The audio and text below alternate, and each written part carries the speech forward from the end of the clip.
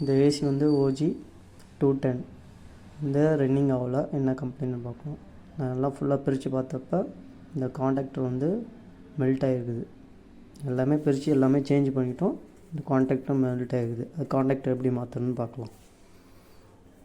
இப்போ வந்து நான் சிங்கிள் போல் காண்டாக்டர் வாங்கிக்கிறேன் 40 ஆம்ப்ஸ். ஏன்னா அதிகமாக வோல்டேஜ் தாங்குறக்கோசம் 40 ஆம்ப்ஸ் வாங்கியிருக்கேன். இது வந்து A1 A2 இது எல்லாமே கரெக்டாக நம்ம இது பண்ணணும். ஃபேஸ் நியூட்ரல் இது எல்லாமே கரெக்டாக நம்ம கொடுத்தா தான் ஸ்டார்ட் ஆகும். இப்போ பாருங்கன்னா கரெக்டாக இது பண்ணியிருக்கேன். அதில் இந்த மாதிரியே எடுத்து சேஞ்ச் பண்ணியிருக்கேன். அவ்வளோதான், வேறு ஒன்றும் இல்லை. அதே மாதிரி நம்ம இது சேஞ்ச் பண்ணணும். கம்ப்ரஸரில் RYB இது மாதிரி இருக்கும். அதுலேருந்து நம்ம கரெக்டாக ஃபேஸ் எடுத்துகிட்டு வந்து இதில் ஃபேஸு ரன்னிங்கு ஸ்டார்டிங்கு இதெல்லாமே கரெக்டாக கொடுத்தா கம்ப்ரஸர் ரன் ஆகும். அது வந்து ஏற்கனவே இருந்தது நான் சேஞ்ச் பண்ணி போட்டிருக்கேன். இது வந்து பழைய வந்து காண்டாக்டரு சைடில் தான் மெல்ட் ஆகிருக்குது. நான் ஃபஸ்ட்டே ஐடென்டிஃபை பண்ணிட்டேன். இந்த காண்டாக்டர் வந்து இது மாதிரி மேக்னெட் வந்து லாக் ஆகும். சப்ளை கட்டினா மெல்ட் ஆச்சுன்னா லாக் ஆகாது. இது வந்து Saudi OG generator 210 piston type.